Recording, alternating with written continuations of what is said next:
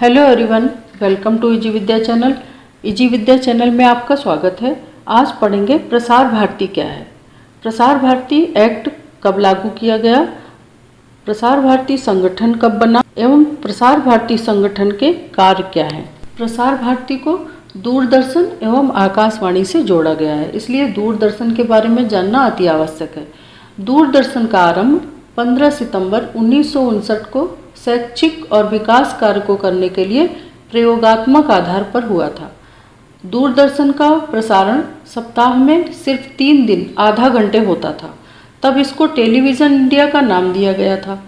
1982 को रंगीन टेलीविज़न शुरू हुआ था, जिसने उसे नवे एशियाई खेलों को, जिसे एशियाड 82 कहा गया है, प्रसारित किया था। दूरदर्शन का 1984 से विस्तार हुआ है, जिसे डीडी का नाम दिया गया। 56 स्टूडियो केंद्र हैं एवं 33 सैटेलाइट चैनल संचालित होते हैं। सरकारी नियंत्रण से इसको मुक्त कर स्वायत्तता बनाने के लिए संसद में एक अधिनियम पारित किया गया, जिसे प्रसार भारती कहा गया है। इसकी स्वीकृति 15 सितंबर 1997 से हुई और 23 नवंबर 1997 को प्रसार भारती के बोर्ड का गठन किया गया है। प्रसार भारती अधिनियम 15 सितंबर 1997 को भले ही संसद ने पारित किया हो, पर यह अधिनियम 1990 में ही बन गया था। प्रसार भारती के अध्यक्ष और सदस्य उन लोगों में से नियुक्त होंगे जिन्हें सार्वजनिक जीवन में प्रमुखता प्राप्त है, जिनके ज्ञान और अनुभव विशाल हैं। वो प्रशासन, प्रबंधन, प्रसारण, शिक्षा, साहित्य, संस्कृति, कला, संगीत, पत्रकारिता और नाटक के क्षेत्र से आ सकते हैं। वित्त और कार्मिक सदस्यों का चुनाव योग्य और अनुभवी क्षेत्र के लोगों में से किया जाएगा। प्रसार भारती के लिए संसद के 22 सदस्यों की एक समिति भी रहेगी, जिसमें 15 लोकसभा से और 7 विभिन्न राज्यों की काउंसिल से होंगे। प्रसार भारती में इसके साथ ही अनेक प्रबंधन और प्रशासनिक व्यवस्थाओं का विवेचन भी किया गया है। प्रसार भारती अधिनियम के अनुसार संसद के सामने इसे पारित कराना आवश्यक माना गया है। इसमें लोकसभा और राज्यसभा दोनों का समावेश किया गया है। सत्यम शिवम सुंदरम, सत्य ही शिव है और शिव ही सुंदर है, ये दूरदर्शन का लोगो बनाया गया है। दूरदर्शन के लोगो में लिखा रहता है सत्यम शिवम सुंदरम। इसका मुख्यालय नई दिल्ली में स्थित है। 15 सितंबर 1959 में दूरदर्शन भारत में आया था। हिंदी, अंग्रेजी, तमिल, तेलुगु, कन्नड़, मलयालम, मराठी, बंगाली, गुजराती, असमिया, उड़िया आदि भाषाओं में प्रसारित होता है। प्रसार भारती के वर्तमान अध्यक्ष मृणाल पांडे एवं सीईओ जवाहर सरकार हैं। वस्तुतः भारत में ब्रॉडकास्टिंग कॉरपोरेशन को प्रसार भारती का नाम दिया गया है। इस अधिनियम का क्षेत्र संपूर्ण भारत है और इसने दूरदर्शन तथा आकाशवाणी को परस्पर जोड़ दिया है। इस तरह इलेक्ट्रॉनिक मीडिया के लिए प्रसार भारती की स्थापना की गई है। इस संगठन की स्थापना में कहा गया है कि इसे प्रसार भारती के नाम से जाना जाएगा। प्रसार भारती की संरचना इस प्रकार होगी: अध्यक्ष, कार्यपालन सदस्य, वित्त सदस्य, कार्मिक सदस्य, अंशकालिक सदस्य, पदेन सदस्य, महानिदेशक आकाशवाणी, पदेन सदस्य, महानिदेशक दूरदर्शन। केंद्रीय मंत्री परिषद के सूचना और प्रसारण मंत्री की ओर से एक सदस्य। इस संगठन के कर्मचारियों के 2 प्रतिनिधि, जिसमें एक इंजीनियरिंग स्टाफ द्वारा, दूसरा अन्य कर्मचारियों की ओर से चुना सदस्य होगा। प्रसार भारती को निष्पक्ष रखने के लिए इसके अध्यक्ष और सदस्यों की नियुक्ति प्रक्रिया को भी वस्तुनिष्ठ बनाया गया है। मनोनीत और चुने हुए सदस्यों को छोड़कर अध्यक्ष और अन्य सदस्य भारत के राष्ट्रपति द्वारा नियुक्त होंगे। भारत के राष्ट्रपति एक समिति की अनुशंसा पर ये नियुक्तियां करेंगे। इस समिति में राज्यों की काउंसिल के अध्यक्ष होंगे, जिनमें से इस समिति का एक अध्यक्ष होगा। इसी प्रकार 1978 के प्रेस काउंसिल एक्ट के अनुसार प्रेस काउंसिल का अध्यक्ष होगा। एक सदस्य राष्ट्रपति द्वारा मनोनीत होगा। प्रसार भारती का गठन और उसके संगठन के कार्य। बोर्ड की बैठक में व्यापक रूप से कार्यों को सामने रखा जाएगा, जो निम्नवत होंगे: संगठन का यह प्राथमिक कर्तव्य होगा कि वो जन सेवा के प्रसारण को ठीक से संचालित करे।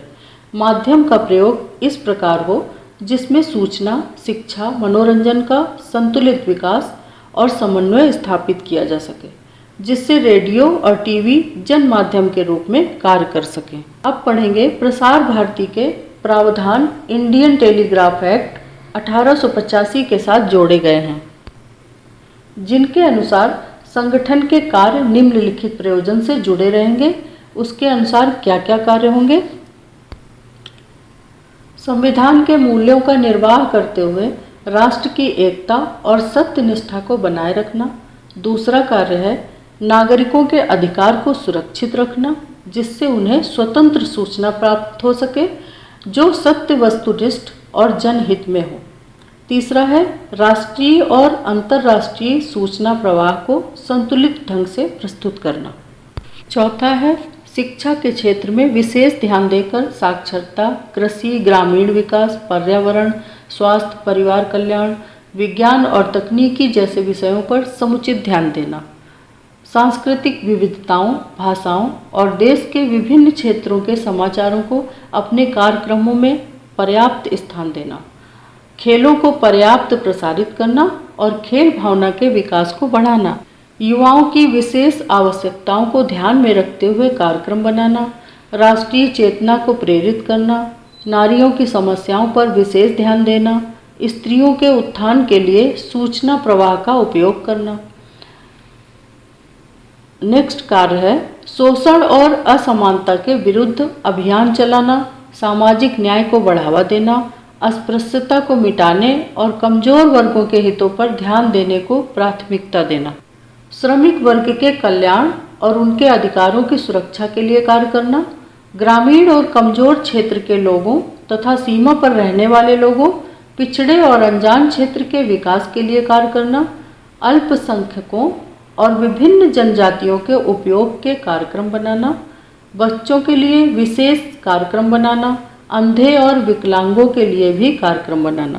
राष्ट्रीय एकता को बढ़ावा देना, जिससे कि अंतर्राष्ट्रीय एकता स्थापित हो। प्रत्येक राज्य की क्षेत्रीय भाषाओं में भी प्रसारण की व्यवस्था करना। उपयुक्त तकनीकी के माध्यम से व्यापक प्रसारण करना और अच्छी फ्रीक्वेंसी पर इसे उपलब्ध कराना। विकास और शोध के कार्यकलापों को बढ़ावा देना। प्रसारण के चैनल बढ़ाना, जिससे कि सुविधा अधिक क्षेत्रों पर पहुंच सके। बिना किसी पूर्वाग्रह के प्रसार भारती संगठन को इस प्रकार से कार्य करना है। नंबर 1, ये निर्धारित करना कि प्रसारण का उपयोग जनसेवा के लिए है। नंबर 2, ऐसी व्यवस्था करना जिससे कि रेडियो और टेलीविज़न के समाचारों को एकत्रित किया जा सके। नंबर 3, कार्यक्रम बनाने के लिए आवश्यक उपकरण क्रम करना, जिसमें खेल, उसकी घटनाओं, फिल्म, सीरियल, महत्वपूर्ण अवसर कार्यों, बैठकों पर प्रोग्राम का निर्माण। पुस्तकालय को स्थापित करना और रेडियो टेलीविज़न संबंधी सामग्री का संकलन करना। 5वां है समय समय पर कमीशन की बैठक बुलाना, कार्यक्रम बनाना, दर्शकों की पसंद का अनुसंधान करना, तकनीकी और व्यावसायिक सेवाओं को संचालित करना शामिल है।